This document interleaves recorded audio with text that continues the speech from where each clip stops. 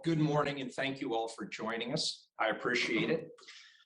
I want to start by thanking my council colleagues for their unanimous support of the series of plans that we're introducing today.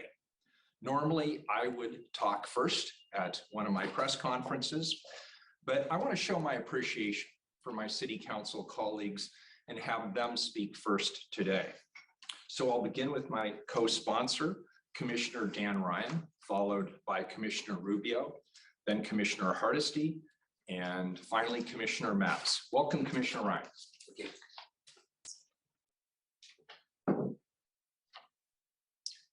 Good morning, and thank you, Mayor, for the introduction, and thank you all for being here. I want to say first and foremost, we need to return our parks and our sidewalks back to our city. I'm glad that Commissioner Rubio, our Parks Commissioner, and Commissioner Hardesty, our Transportation Commissioner, have joined the entire City Council to double down on the city's commitment to do just that. Our children and our families want a place to play in our parks. Our elders want to go on a safe stroll in their neighborhood. And people relying on mobility aids require accessible walkways. I've always said we need to meet our homeless population where they are. I have lived experience which gives me pragmatic clarity and a heartfelt compassion on this issue. This was and remains my motivation to serve my hometown. As you know, I believe in on-ramps to safe, stable housing. That's why we created the Safe Rest Villages, which offer a specific type of shelter along this continuum of housing.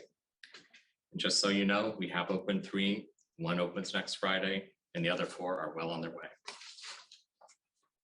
Today, the mayor has outlined a different, larger scale plan to provide additional basic human services not currently available in the 700 unsanctioned camps scattered around our streets.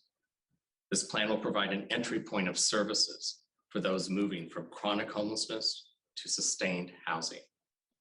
With designated, managed, and secure encampments, we have an opportunity to establish the process of trust with the homeless participants and with the community at large.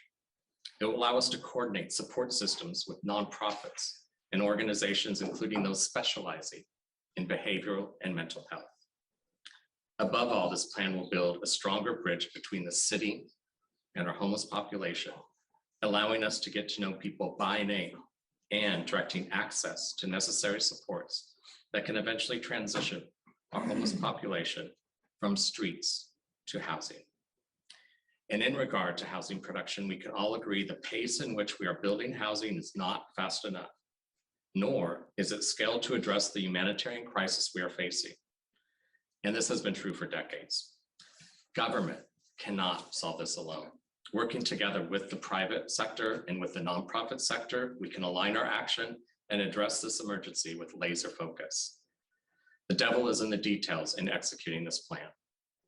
The goal to establish a foundation to deliver 20,000 additional units into the housing pipeline, the city needs to do everything we can to remove the roadblocks to building more housing.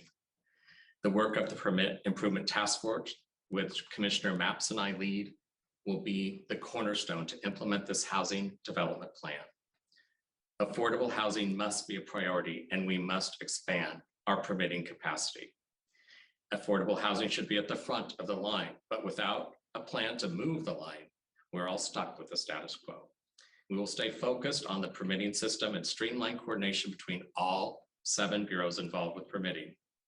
The Bureau of Development Services is the mothership, but permitting also includes the Park Bureau, the Water Bureau, the Environmental Services Bureau, the Transportation Bureau, the Fire Bureau, the Housing Bureau, and the Bureau of Planning and Sustainability. Today, the mayor is outlining a different large-scale plan to provide additional basic human services not currently available. Oops. Working together. Lastly, I want to protect the city, protect the heart of the city, and think big on how we reimagine what downtown looks like. We currently have the equivalent of 7 US Bank towers of vacant office space. And this plan will allow us to envision a downtown that includes additional housing, broader access point to the arts, and create avenues for young entrepreneurs to build their businesses. These resolutions require strong partnerships with Multnomah County and with Metro. Together, we must align our vision and action. I'm committed to action, and I'm thrilled to stand here as one in a united front. Simply put, we can no longer tolerate the intolerable. It's time to build, it's time to innovate, and it's time to take some risks to get our city out of this ditch. And now I'm very happy to introduce Commissioner Carmen Rubio.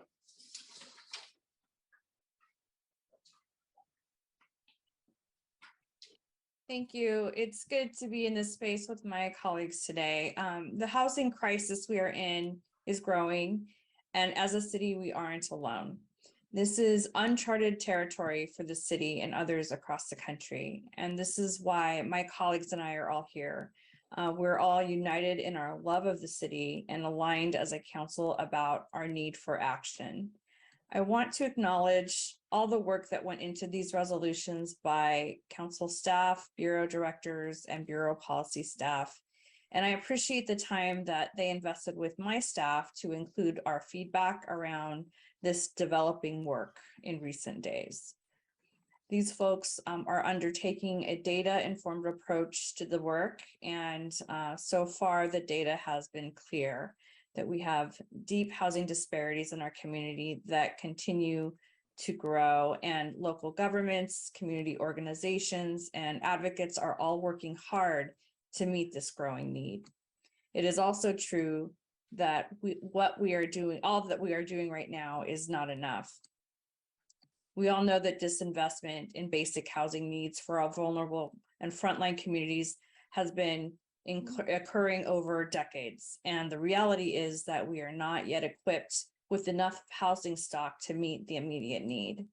And this is why we need to act with our fullest ability to provide services, stability, and safety with dignity and care to every person in need of a safe place to call home.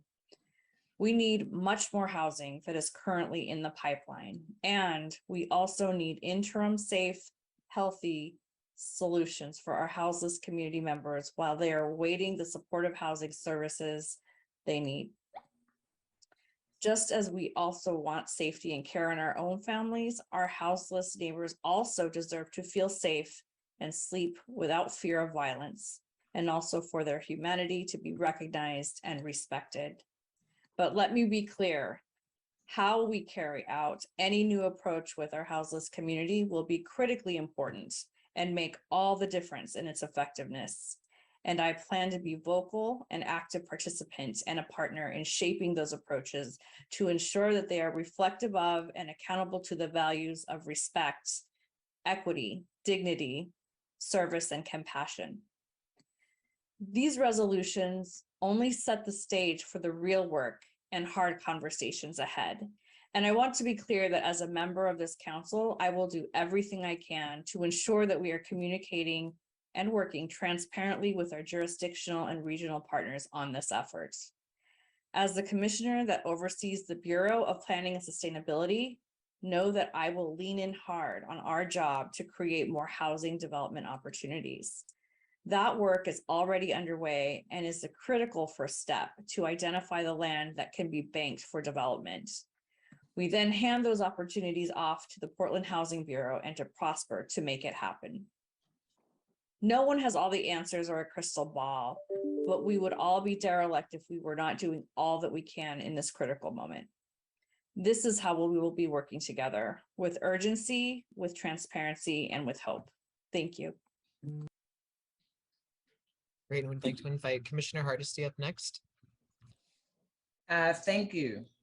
I am here today with my council colleagues because we all agree that the suffering on our streets is unacceptable. I am here because I am a renter in East Portland, and every day when I leave my apartment, I see large encampments. I see poverty. I see the suffering on our streets. And every day, my heart is broken at our failure as a society to care for our most vulnerable and provide an adequate safety net. I am not here to endorse or oppose this plan at this moment, but to express appreciation that there are multiple proposals on the table that have intriguing elements to them. The devil is always in the details. And here's what I know. We all agree we are in an emergency and should respond with more urgency. That should start with immediately expanding our emergency temporary shelter capacity to meet current needs, protecting renters so our crisis doesn't get exacerbated, and rapidly expanding housing that people can actually afford to live in. The expansion of temporary shelter must be tied to real long-term solutions, which is housing. I support temporary sanctioned camping areas and increasing our indoor shelter capacity. I am proud of my collaboration with Mayor Wheeler at the onset of the pandemic that created 3 sanctioned camping areas that provided culturally specific environments. I support diverting people away from the criminal justice system and providing more treatment and support for those experiencing mental or behavioral health challenges. I have long advocated for establishing a public land trust, a land bank, and I'm encouraged to see this proposal considers that option. There is a lot to think about here, and I was only recently provided a written copy of these proposals. I anticipate council offices will be offering amendments, and that's why I'm not taking a concrete position today. I'm looking forward to hearing from the public over the next few weeks to get Portlanders' thoughts on how to move forward. I am hopeful as a council, we can work together to craft an urgent response to our houseless crisis that is grounded in compassion and lending a helping hand to those most in need. My office will be releasing a statement further expressing my thoughts later today. Thank you. Thank you. Now we'd like to invite Commissioner Maps to speak. Thank you very much. I'm here today because Portland is hurting. Too many of our neighbors struggle to find housing, jobs, mental health care, drug treatment, or even just a second chance. I'm also here today because every day I hear from Portlanders who tell me this city needs to change. And I'm here today because the mayor's plan is the change Portland needs. I expect to vote yes on all 5 of the mayor's proposals when they come before council next week. These plans represent a thoughtful, humane, and comprehensive response to some of the most important challenges facing our city. And I'm convinced that this plan will help Portland heal and thrive. I also know this: if the city of Portland is going to house the homeless, the city must work closely with the state of Oregon, Multnomah County, and Metro. And that's why I feel compelled to take this moment to make this plea to our partners at the state, county, and Metro. Please work with the city of Portland to help us implement the plans the mayor has unveiled today. I'll conclude by saying this: I'd like to thank the mayor for his plans, and I want to thank the mayor for his leadership. And now I will pass the mic to Mayor Ted Wheeler. Thank you, Commissioner Maps, and thank you to all of my colleagues. We know there's no issue more critical to Portlanders right now than addressing homelessness. And we're here today to talk about a plan that I am confident that will save lives and livelihoods for all Portlanders, housed as well as unhoused. Those Portlanders who are unhoused and on the streets deserve our understanding, our compassion, and our help. The goal should be to connect people with whatever services people need to be able to get off the streets and stay off the streets. Recent polling by the Oregonian found that 94% of Portland area voters identify homelessness as their greatest area of concern. The magnitude and the depth of the homeless crisis in our city is nothing short of a humanitarian catastrophe. Not everyone who is experiencing homelessness has a debilitating substance abuse or physical health or mental health problem, but indications are that a rapidly growing percentage do.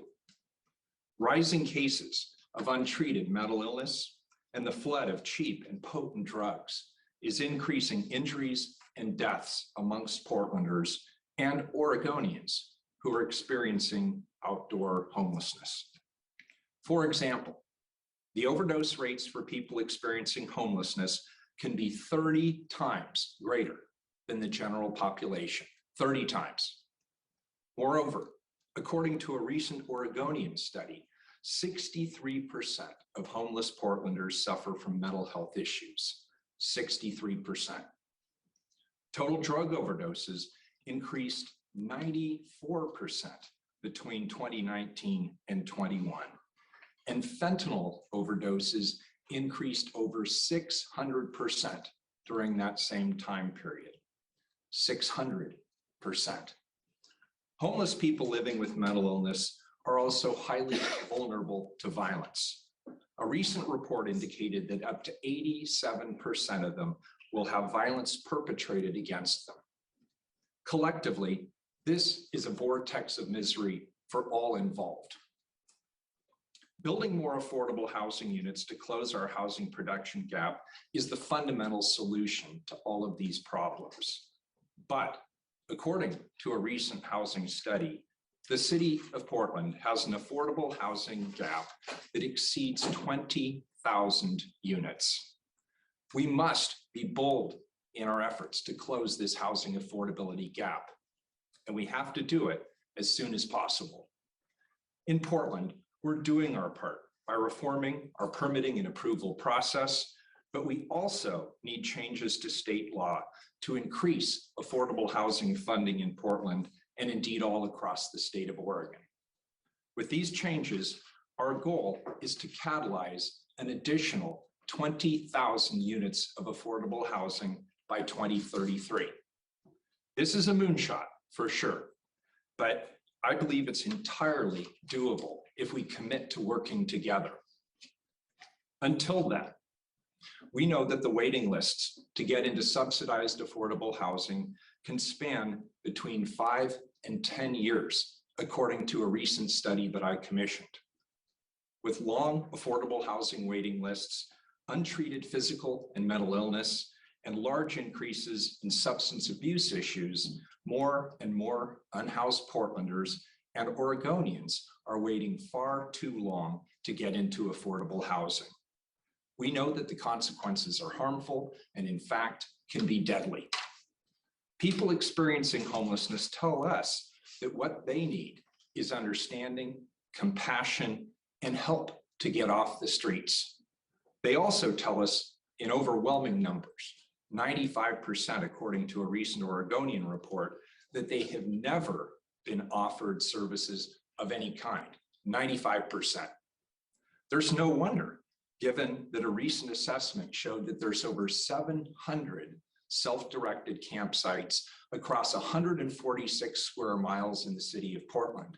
And these sites aren't fixed, they move. Even with an increased number of outreach workers deployed to the field, there's no way we can possibly reach more than just a small fraction of the people who need help in these constantly shifting encampments. Compared to all other states, Oregon bounces at the bottom of the rankings, offering no and low income access to mental health and substance abuse treatment services. It will take time for state leaders to fix this. We know this, but the next Oregon governor needs to lead the charge with an aggressive strategy to fix this problem once and for all. Only last week, the Mental Health America ranked Oregon second to last with some incredibly somber statistics. Not only did 27% of adults in Oregon report suffering from mental illness, but 1 in 5 youth experienced a significant mental health episode during the last year. 20% of our youth. At least half the people who need drug treatment services aren't able to access them due to a lack of treatment resources. The good news is that the years-long deadly waiting lists to get into affordable housing and treatment programs don't have to be so harmful. We can do better, and we absolutely must do better. We can better connect homeless Portlanders to state and county services by consolidating those critical services in a number of large-scale sanctioned sites. This will be paired with a phasing in of a citywide ban on self-sited, unsanctioned encampments. Why are we taking the unprecedented step of banning self-sited encampments? We need to move our scattered, vulnerable homeless population closer to the services that they need. Too often, squalid, impacted by crime, and located in dangerous locations, most camps lack even the most basic safety and sanitation. These designated campsites will include access to hygiene, litter collection, meals, and with the county, metro, and state's partnership, will also include navigation to housing, along with critical service like mental health and substance abuse treatment services. Now, I know that some will argue that we should establish these larger camps with access to service, but not ban self-sited camping citywide. I believe this thinking is well-intentioned, but I also believe it's deeply misguided. The fact is, for the past 8 months, we've increased alternative camping options without the ban, and to be completely transparent, it has not worked. While some people have gained access to services on a limited basis, writ large, it's not the strategy that's going to work for us here in the city of Portland. While limited areas of the city have most certainly experienced improved conditions, most of the individuals who have left those camps simply relocate elsewhere in the city, and the entire process starts all over again. Nobody really gets any additional help, and it costs a lot of money. So we have to do something bold, and we need to do something different, and we need to do it at a scale that will make a difference. You might remember that with the lifting of the pandemic restrictions, I declared an emergency that stepped up homeless camp removals in the most dangerous and squalid conditions, and we improved our offers of shelter space by introducing real-time reservations, rights to a shelter of choice with personal belongings, and 3 30-day storage of those personal belongings. Self-sited, unsanctioned encampment removals increased by 2,844%, nearly 3,000% just since we enacted those emergency orders. That was between September 20th and September 2022. But only about 20% of the individuals in those camps accepted this new and improved offer of a bed in the local indoor shelter system. In fact, on most nights, there is still excess capacity in our indoor shelter system. According to our hardworking city outreach workers, and I do want to thank them for their incredible efforts, the majority of homeless individuals in our city said that they would not go to an indoor shelter for a variety of reasons, but they would go to an alternative location to pitch their tent where they wouldn't be asked to move all the time, and many mentioned it would be nice to have access to a toilet. For many, designated outdoor camping with services would be a much better alternative than the status quo. While Commissioner Ryan and I are co-sponsoring the 5 resolutions that focus on a series of projects and plans to address homelessness. I want to thank each of my city council colleagues and their hardworking staffs for providing input and ideas. I want to acknowledge their civic courage. Now, I want to just very briefly outline the 5 resolutions that will be before the City Council for a first reading next week. The first resolution is focused on the affordable housing moonshot. As you heard from Commissioner Ryan, this resolution envisions a partnership between the city and the state to catalyze 20,000 units of affordable housing by 2033. The second resolution seeks to offer more work opportunities for those who are experiencing homelessness.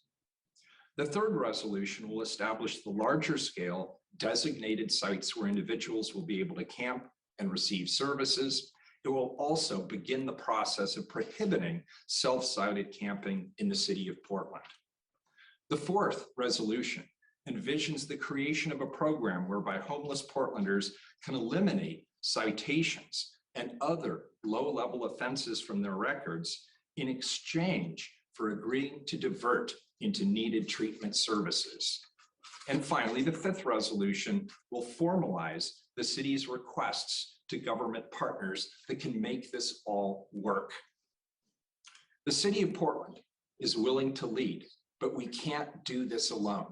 We don't have the expertise, we don't have the resources to go it alone. We have to work in partnership with other levels of government. So specifically, how can our government partners help? Let's start with the state.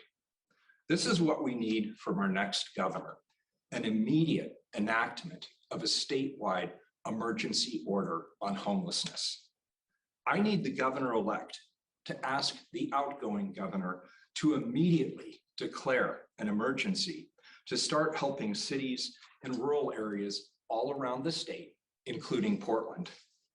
2 days after the election, because I believe whoever wins deserves 1 day off, I invite the outgoing governor and the governor-elect to meet with me and leaders of the Oregon Mayors Association to agree on what we need from that statewide emergency declaration.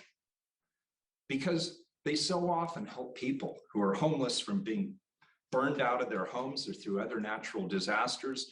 No government agency has more experience in putting together outdoor emergency shelter camps than the state of Oregon. Let's get some camps up before winter sets in. To the leaders of our metro regional government, Portlanders are not asking for special treatment. We're asking for fair treatment. Portland cares for 80% of the region's homeless population, but we're currently allocated a much smaller percentage of the available regional funds. We're asking for a commitment to revisit the allocation formula in 2023 and to use any unanticipated revenues above this year's original projections to be used for one-time only purposes so that ongoing resources could be used to help support the programs we're proposing today. The Multnomah County Chair and I agree that both the city and the county need to work as a team to address homelessness and to address the scale of the crisis before us. Together, we're currently evaluating all the funding and programmatic tools that can be leveraged to meaningfully address at scale our humanitarian challenges. In the meantime, it's election season. Like my requests to the gubernatorial candidates, I would not be doing my job as mayor if I didn't make a similar ask of the candidates running for Multnomah County Chair. To move vulnerable people closer to services, will you work with us on a phased-in ban on self-directed, unsanctioned homeless camps? And will you work with us to immediately open currently funded but apparently closed shelter beds? And will you commit to working with us to provide services to the proposed designated camping sites? I've started out by making these requests one-on-one in phone calls and meetings, And I acknowledge it's ruffled a few feathers. I know that perhaps these requests weren't necessarily what other leaders had in mind for the use of those precious resources. But Portlanders and Oregonians have never been more clear about what their #1 priority is. And I wouldn't be doing my job for the people of Portland if I wasn't willing to make a few waves on their behalf. I'm not here to make friends, nor am I here to make enemies. I'm here to face our challenges head on, and I hope you are too. Thank you. And now I'll turn it over to Cody for Q&A. All right, thank you, Mayor. I'm gonna go down the list. If you have a question that you'd like to ask, please use the raise your hand function. I will unmute you, and then you can let us know who you're directing the question to. So we're gonna start with Lisa Balick. So I'm gonna unmute you now. Yes, thank you. Question for the mayor. Do you have locations of the mass camps or campuses in mind? And when will you announce that? So we do have locations in mind. We're currently in discussions with those who control those sites, and we'll be ready to discuss them as soon as we have agreements in place. And I hope the first one will come fairly quickly. Follow up, you're requesting state and county money to make the campuses happen. You've reached out. Do you have any assurances you will get that money? We're continuing conversations. We're expressing the need. We're reminding all of our colleagues throughout different levels of government about the insistence on the part of our residents and our taxpayers, and indeed the people who are struggling with homelessness on our streets, to address this at the scale necessary. So far, I would say those conversations are going very well. But again, this is all dependent upon them agreeing to support these proposals at the end of the day. Thank you. Thank you, Lisa. We'll go to Rebecca Ellis. Hi, Rebecca. Hi, Mayor Wheeler. I mean, this is a little similar to Lisa's, but this plan requires so much support and funding from other agencies, state, metro, county, VA's office. It almost seems like a bucket list of things that the city hopes to make happen. I'm curious if there's any part of this plan that the city can actually do without these other agencies. And I'm also curious if any of these partners have actually committed to give the city the funding to make any of these resolutions a reality. Well, first of all, thank you. Resolutions are always aspirational. We are in detailed conversations. I think the conversations on the whole have been very productive. And in terms of your question about whether or not the city of Portland can do some of these things on our own, the answer is yes, absolutely, we can. And that's why we've already begun the discussions around siting, around infrastructure, looking at our own budgets in terms of where we can help leverage resources that are available. But again, the city of Portland doesn't have expertise in every area. We don't control the funds that come in through the regional homeless services measure. We don't provide mental health or substance abuse treatment. We really need to collaborate. And the important thing that I want to stress here is that I am hearing loudly and clearly from our mutual constituents that they don't care which government is responsible for what. They just want us to get the job done. They want compassionate responses to homelessness, and they want to see an end to unsanctioned camping across the city of Portland. Thank you, Rebecca. Let's move on to Alex Linsky. Hey, Alex. Hey, good morning. I'm curious, this question, I guess, is for you and Commissioner Ryan. I know that the Safe Rest Village program has been slowed a bit due to kind of neighborhood pushback and some permitting issues. You know, I know there was an initial call to open them up a lot earlier than they have been. I'm curious how you see these sanctions, these much larger camps, avoiding those roadblocks, and if you have any plans to expedite some of those hurdles that the SRVs have faced.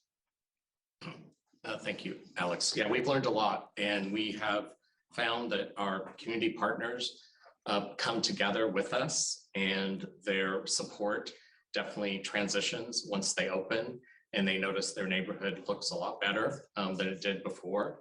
And we're really excited about all of the partnerships that are evolving. And again, government can't do this alone, so it's going to be an all-in effort. So I think we've learned with Safe Rest Villages how important that is. And I have to say, since the resolutions were passed, we did start moving much faster. And so I'm delighted that we have a lot that we can reveal to the larger camps that we're talking about and what we've learned from the siting and the opening of the Safe Trust Villages. I'll turn over to the mayor if there's anything else you'd like to add. You know, this gets a little geeky in the weeds, but one of the original emergency declarations that I issued actually was designed to help speed up the process of locating the Safe Rest Villages. It reduced bureaucratic impediments around permitting and some other restrictions in the way that we ordinarily do business here. And we've learned a thing or two from those initial forays into the Safe Rest Villages that we think will help speed up this process significantly. Great. Let's go to Megan Allison from K2. Hi, Megan.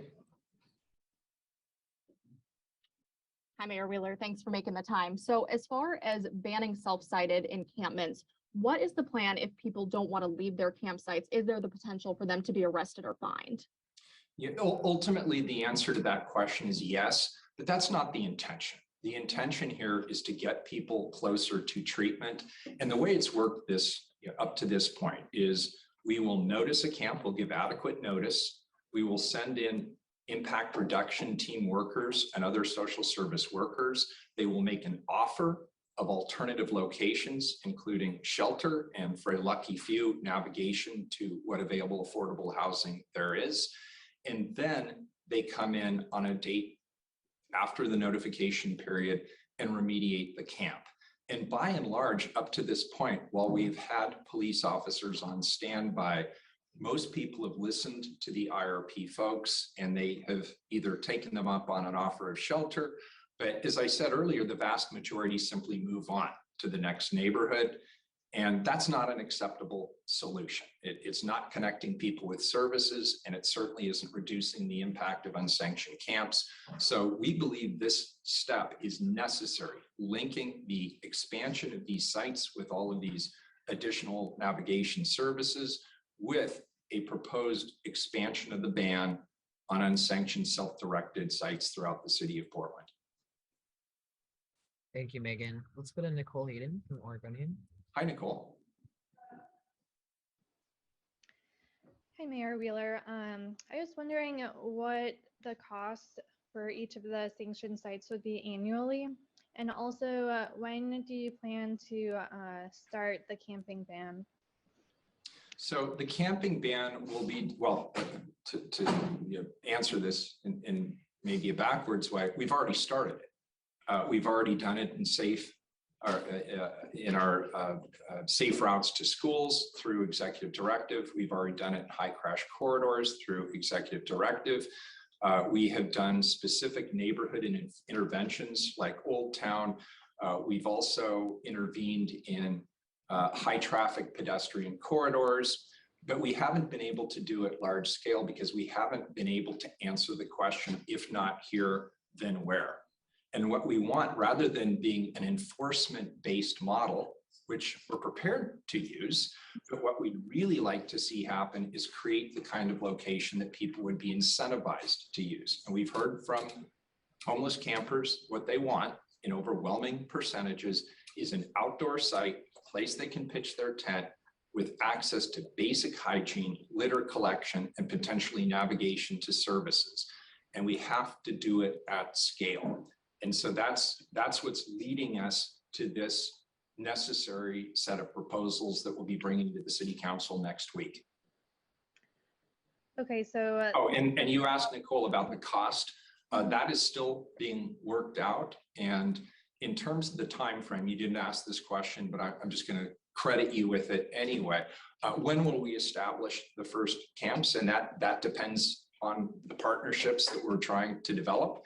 And as the fundraiser in chief for this effort, I'm talking to people from our United States senators, to our congressional delegation, to all three candidates for governor, to our metro regional government officials, to our county officials, and others who I believe can take up the call to provide this comprehensive and I believe humanitarian approach to the crisis on our streets.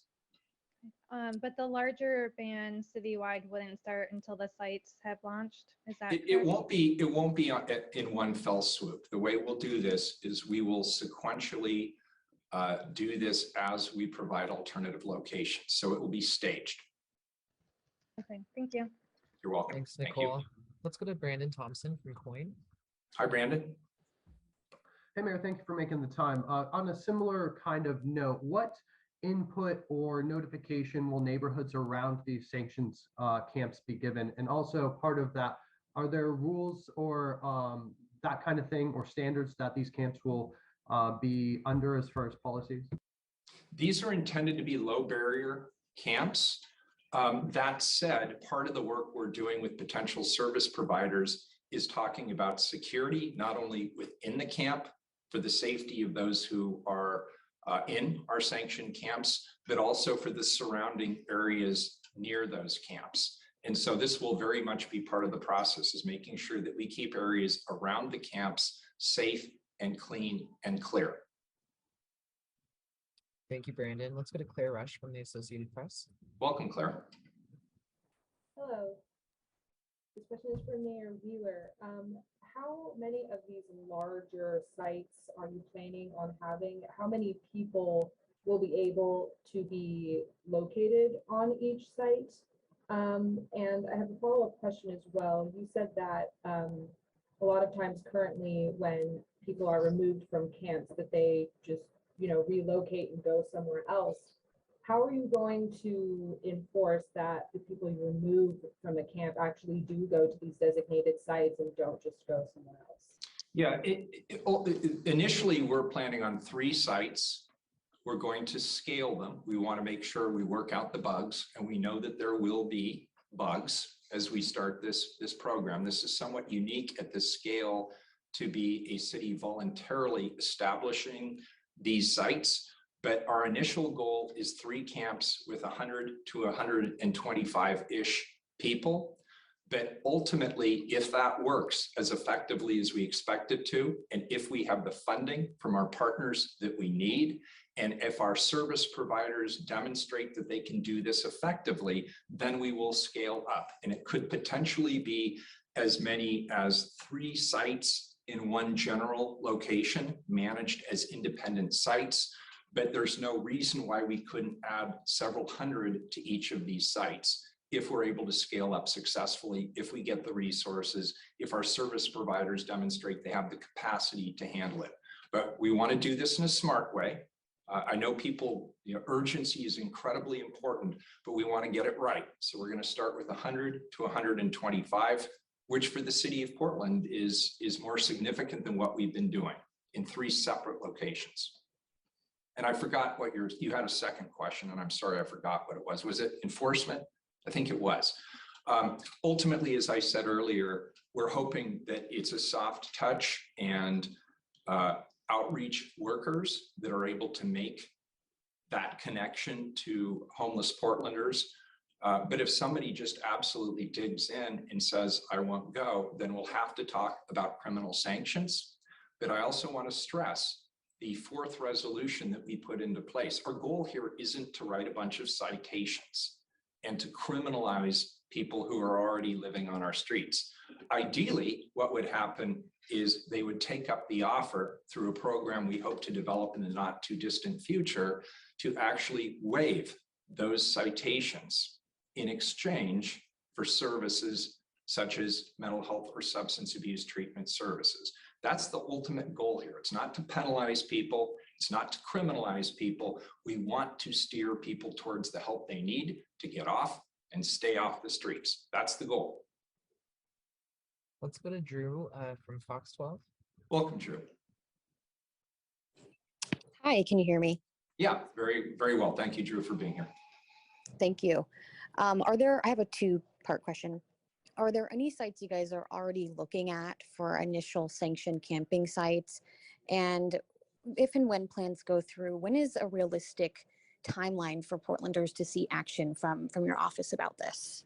The first answer to your question is yes, absolutely. We are already in discussions with individuals and organizations that control sites that we believe would be appropriate for this kind of a program. And in terms of timing, again, it depends not only on our will and our commitment here at the City of Portland, but also the strength and the urgency of the partnerships we develop, as well as the resources we're able to collectively bring together to get this program going. From my perspective, tomorrow is not too soon. This is an urgent need for the City of Portland. And in speaking with mayors all around the state through the Oregon Mayors Association, by the way, there's a bipartisan group of mayors from the east side of the state, the west side of the state, big city mayors, small city mayors. We're all in agreement that this is our #1 issue. And here in the state of Oregon, and I'll speak for Portland, here in Portland, we need to be much more bold. We need to take greater risks, and we need to provide programs at a scale that can address the magnitude and the depth of the problem we're currently seeing on our streets. Let's go to Sophie Peel from Willamette Week. Hi, Sophie. Hi, thanks for having us this morning. 2 quick questions. So last week, Deborah Kafuri, offered a pretty biting response to your guys' letter asking for assistance. And you alluded this morning to a bit of an olive branch. Can you say whether Kafuri is now on board with parts of this plan, and if so, which ones? So we're in discussions, and I know the chair is deeply committed to making sure that we have access to affordable housing. I know the chair is deeply committed to working with her partners at the state level to ensure that we restore a mental health and substance abuse infrastructure. All of that is critical to the development of these sites and the success of these sites. And we've had several conversations, both personally as well as staff to staff. And I'm confident that we will be able to hammer out a partnership that meets the needs of both the city and the county. After all, the people we serve are exactly the same people. And the people we serve are unequivocal in their demand that we address this humanitarian crisis on our streets. Great. We are running a little low on time, but we'll go back down the list. I'll go back to Alex Alexi. Yeah, thank you. I appreciate it. I am curious if you've confirmed with any operators who will be who's interested in operating any of these sites, these sanctioned campsites, if there are any local service providers who are interested. On top of that, could you speak a little bit about the upcoming trip that your staff is taking to Los Angeles to meet with service providers, and how that might influence how things are run under this proposal? Yeah, thank you for the question. So we are in communication with service providers nationally who are used to operating at this scale. Our local service providers are outstanding, but they haven't done programs like this at scale. I would welcome their commitment and their partnership, and I hope as the City Council takes up these resolutions next week and they have an opportunity to dive into the proposals in more detail, I hope it will generate not only ideas and improvements, but potentially partnerships with our local service providers. But we've also reached out to national service providers. I'm leading a delegation of city folks and county folks to Los Angeles next week for the purpose of meeting with an organization called Urban Alchemy, which has done programs similar to this in other states. And they're very interested in having the conversation with where our interests might align. Great, let's go back to Megan Allison. And by the way, Cody, I'm sorry to interrupt. I should also point out that as word has gotten out that I'm leading this delegation, we've had interest from other elected officials and service providers to also attend. And we can't take everybody who wants to go on this first trip on Monday, but I've committed to leading other delegations down to have a look at what they're doing and evaluate their program. Great. Megan, did you have another question? Yeah, thank you for letting me get another question in here. I was just curious for the mayor if the recent ADA lawsuit influenced this decision regarding the ban on self-designated campsites. The ADA lawsuit did not actually catalyze this conversation. We've been in this discussion for some time and looking at this. We couldn't do anything like this during COVID. Of course, there were substantial restrictions, but as we began to lift the COVID restrictions, as I issued the executive directives as we started to see what worked and what didn't work.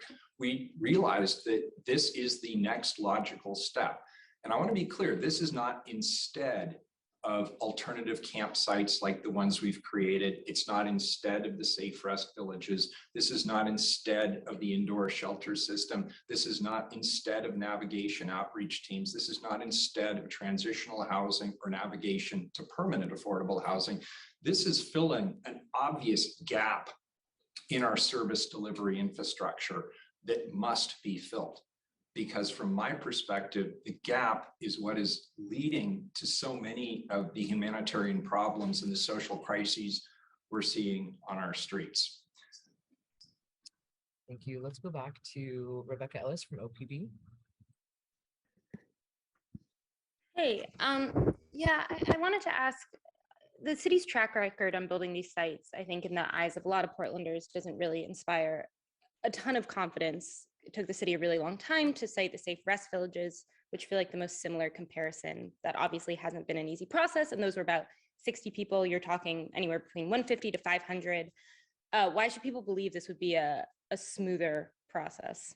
Yeah, well, first of all, if it were as easy, it would have already been done by now. And those of us who are in positions of public leadership today realize that this is a daunting challenge.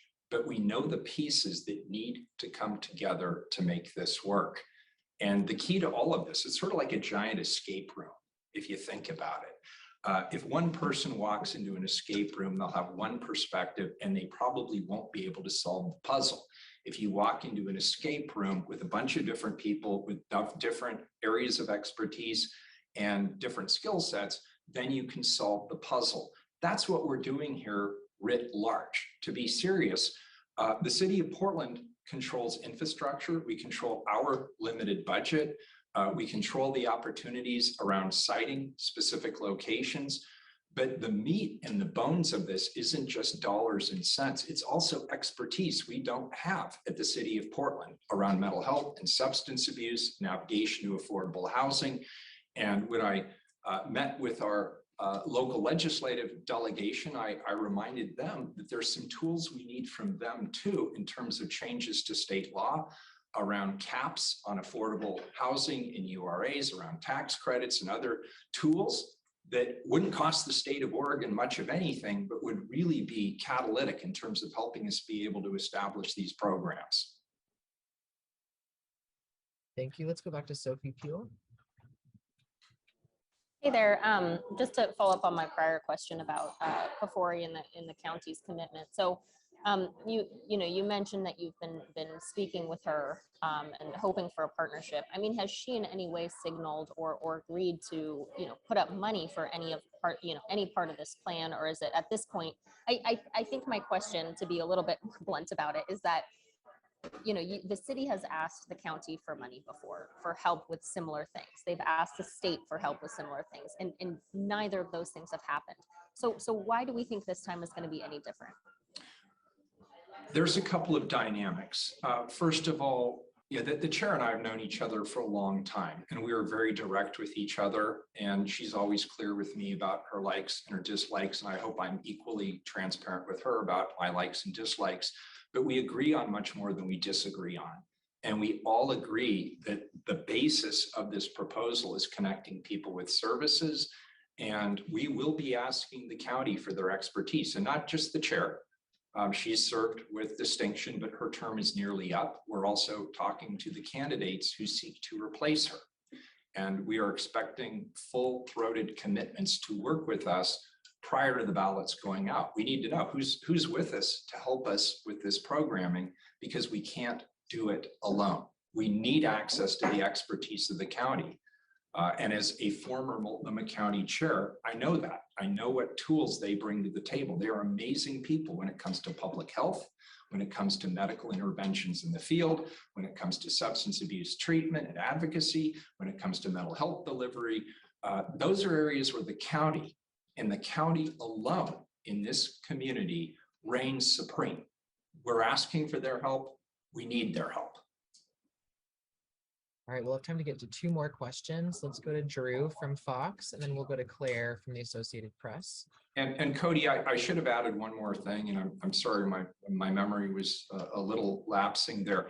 We're working with the county right now on the finance piece, particularly related to what we call our fall bump. For those who aren't familiar with that, that's our fall budget adjustment process. We budget based on our financial projections in the spring, but those financial projections often change.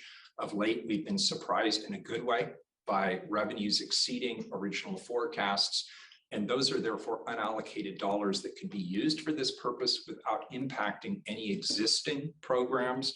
And so that's part of the work we're doing staff to staff, is really going through our budgets and seeing where there might be some flexibility to help support this program. And I will also remind you, because Bobby's reminding me, we actually did this last year. We worked in partnership. We certainly had our differences of opinion, but we worked together very, very closely on a fall bump proposal last year. Was it the spring? 30 million. Was it the fall or this last fall? It was the fall. So yeah, we collectively, we put in 30 million, the county put in 30 million, and we made things happen. And I hope that kind of partnership prevails. Thank you. Hi. Mayor. Yep, let's go to Drew. Thanks. Yeah, hi. Thanks for taking another question. So obviously one of the resolutions is to reduce the 5-year average waiting list to get into affordable housing with the hope to build 20,000 units by 2033. That's still more than 10 years away. Why is this a good solution, and what are people supposed to do until then? So this is a strategy that we should have done 20 years ago. Obviously, when it comes to the affordable housing moonshot, as we're describing it, it has been long known that we had an affordable housing shortfall in the city of Portland. I'm not being Pollyannish about this and saying we can solve this next year or the year after that or the year after that.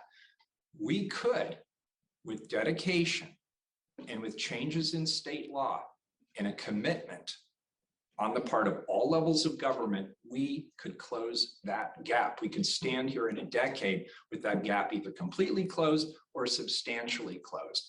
And we really have no choice but to pursue this.